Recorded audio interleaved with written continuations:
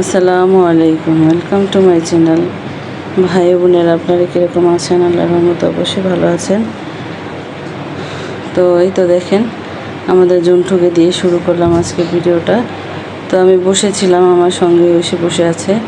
তো দেখেন, আমি ওড়না দিয়ে ঢেকে দিয়েছি।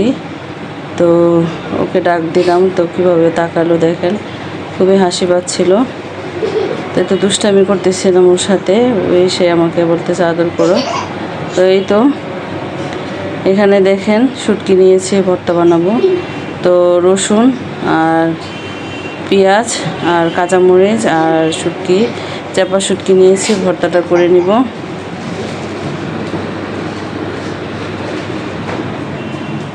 তো এই তো বসাই দিলাম রান্নাটা। আর এখানে আলুর বোয়া করব। আলুর বোয়া, ভাতের চাল নিয়েছি, আলু নিয়েছি, আর এখানে ধনিয়ার গুঁড়ো আর লবণ, আদা রসুন বাটা, আর বেশি করে কাঁচামরিচ, আর নিয়েছি পেঁয়াজ কুচি। তো এখন সবগুলো একসাথে মেখে নিব। আর আস্ত জিরা দিয়েছি আর তেজপাতা দিয়েছি। এই আলুর বোয়াটা কিন্তু খেতে ভীষণ মজার হয়, আর এভাবে করে হাত দিয়ে মাখিয়ে রান্না করলে তো আরও মজার হয়। তো এটা কিন্তু বিক্রমপুরে বিখ্যাত, এই আলুর বোয়াটা রান্নাটা সবাই কিন্তু পছন্দ করে, আর সবাই কিন্তু খায় বিক্রমপুরের মানুষরা। তো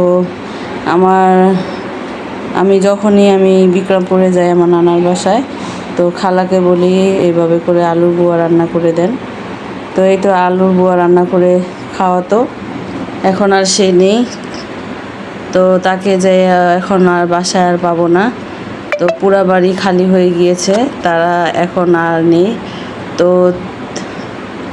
3 মাস 8 পিস আমার খালু আর খালা মারা গেছে। তো সবাই দোয়া করবা। 2022-এ মারা গেছে তারা। তো তাদের জন্য দোয়া করো তোমরা। এই আলুর বোয়াটা যখন রান্না করছি তখন মনে আসছিল খালার কথা, যে খালা মজা করে রান্না করে খাওয়াতো। তো কী আর বলবো, চিরদিন তো থাকবো না, সবাই থাকবে না। তো আমিও একদিন চলে যাব। তো আমি কি করেছি এটাই রয়ে যাবে সব কিছু। তো এখানে নিয়েছি আমি ডাল ভর্তা বানাবো। তো এখানে শুকনো মরিচ তেলে নিয়েছি, আর পেঁয়াজটাও কিন্তু আমি কাঁচা দিব না, তাহলে গরমের দিন তো নষ্ট হয়ে যাবে। তার জন্য পেঁয়াজটাকে আমি একটু টালা দিয়ে নিব।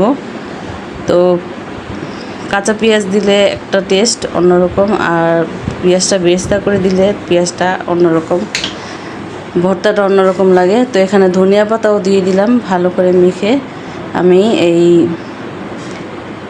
ডালের ভর্তাটা করে নিব। আর এই তো অনেক মজার হয়েছিল। আর আলুর বোয়া তো আমার এত ভালো লাগে, শুধুই খেয়ে ফেলি। আর অনেক কিছু বিয়ের আগে বাবার বাসা যেভাবে খেতাম, তো অনেক কিছুই বিয়ে হওয়ার পরে তো অনেক কিছু ছাড়তে হয়েছে। এখন আর নিজে রান্না করে খেতে পারি না, একা একা তো ভালোই লাগে না। আর আমার হাজব্যান্ডে এত পছন্দ করে না। তো ছোটো মাছ চচ্চড়ি করে বা জলপাই দিয়া এগুলো এভাবে রান্না করে খাওয়াটা, এগুলো আমার হাজব্যান্ড একদমই পছন্দ করে না। ওদের খাওয়া দাওয়া অন্যরকম। তো এখন আমারও মানিয়ে নিতে হয়েছে। তো বিয়ের আগে যেরকমভাবে খেয়েছি, মা রান্না করে দিত, তো এরকম এখন আর সচরাচর হয় না। তো আগের কথাগুলো মনে আসে। আর ঘরের মধ্যে কিন্তু একা রান্না করে কিন্তু খাওয়াও যায় না, সবাই খেতে ইচ্ছে করে, রান্না করতেও ভালো লাগে। তো ওরা যা খায় তাই ওদের সাথে খাই, কি আর করব, কিছু করার নেই, সব হচ্ছে ভাগ্য। আমাদের সত্যি কথা কি, আমাদের বাড়ি নেই, বলতেই বাড়ি নেই। তো বাবার বাড়ি এখন পর হয়ে গিয়েছে, এখন স্বামীর বাড়ি আছে, এটাই আমাদের স্থান। তো এক সময় স্বামীর বাড়ি থেকেও চলে যেতে হবে একদিন। তো এটাও থাকবে না আমাদের ভাগ্যে। তো আমাদের বাড়ি হচ্ছে 3.5 হাত কবর। তো সেটাই হচ্ছে আমাদের আসল বাড়ি মেয়েদের। তো মেয়েদের বলতে কিছুই নেই দুনিয়ার মধ্যে, তো সবই রেখে চলে যেতে হবে। তো এখানে ছেলেকে ভাত দিয়ে দিয়েছি, শুটকির ভর্তা দিয়ে দিলাম, আমিও নিলাম। আর এখানে ডালের ভর্তা, আর এই তো ডালের ভর্তা আমিও নিয়ে নিলাম।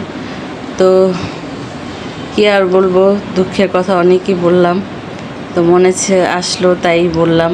তো কখন কি বলবো এটা মাথায় ঠিক মানে আসে না, যখন মন আসলো সেটাই বললাম। এই তো ভাত, আলুর বোয়া বেড়ে নিলাম, একটা লেবু নিয়ে নিলাম। তো খেতে কিন্তু ভীষণ ভালো লেগেছিলো, আর আলুর বোয়া তো দারুণ হয়েছে, আমার তো অনেক প্রিয়।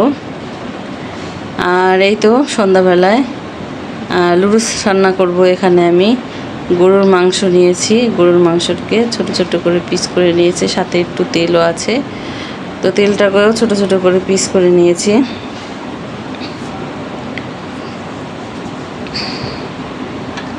এই তো এখানে হলুদ গুঁড়ো, মরিচ গুঁড়ো, ধনিয়ার গুঁড়ো দিয়ে দিলাম, স্বাদ মতো লবণ দিয়ে দিলাম, আদা রসুন বাটা দিয়ে দিলাম।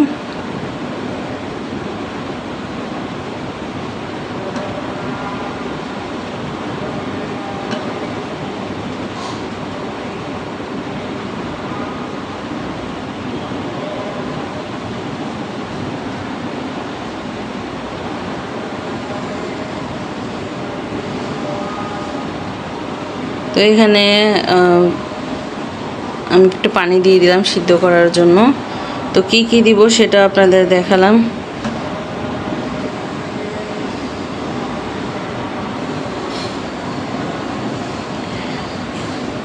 তো এই তো কিছুক্ষণ রাখার পরে এখন গাজর, আলু আর বটবটি কুচানো এগুলো দিয়ে দিলাম। তো যেভাবে আমি আমাদের বাচ্চাকে যেভাবে আমি রান্না করে দিই, তো সেই রকমভাবে আপনাদের সঙ্গে শেয়ার করলাম। তো এই তো নাড়াচাড়া দিয়ে ঢাকনা দিয়ে ঢেকে রেখে দিব সিদ্ধ করার জন্য। তো পরে ক্যাপসিকাম আর কাঁচামরিচগুলো দিয়ে দিব। তো এই তো সিদ্ধ হয়ে গিয়েছে, আমি এখন কাঁচামরিচ আর ক্যাপসিকামগুলো দিয়ে দিব। তো আমার আলু, গাজর এগুলো কিন্তু সিদ্ধ হয়ে গিয়েছে, মাংসটাও কিন্তু সিদ্ধ হয়ে গিয়েছে, ছোট ছোট করে কেটেছি মাংসটা। তো আজকে আমার ব্লগ ভিডিওটা কীরকম লেগেছে অবশ্যই কমেন্ট করে জানাবেন। আর অবশ্যই যারা শুরুতে একটা লাইক দেননি, অবশ্যই একটা লাইক দিয়ে কমেন্ট করে জানাবেন। আপনাদের লাইক আমার কাছে অনেক মূল্যবান। তো যারা নতুন বন্ধু আছেন আমার চ্যানেলে যদি আসেন, অবশ্যই সাবস্ক্রাইব করে আমার পাশে থাকবেন, বেল বাটনটা অন করে দিবেন, যাতে কোনো ভিডিও ছাড়লে আপনাদের মাঝে চলে যায়। তো সিদ্ধ করে আমি কিছুক্ষণ সিদ্ধ করে আমি লুডুসটা দিয়ে আমি রান্নাটা করে নিব, পুরো রান্নাটা। আর এখানে লুডুসের মশলাটা সেটাও দিয়ে দিলাম,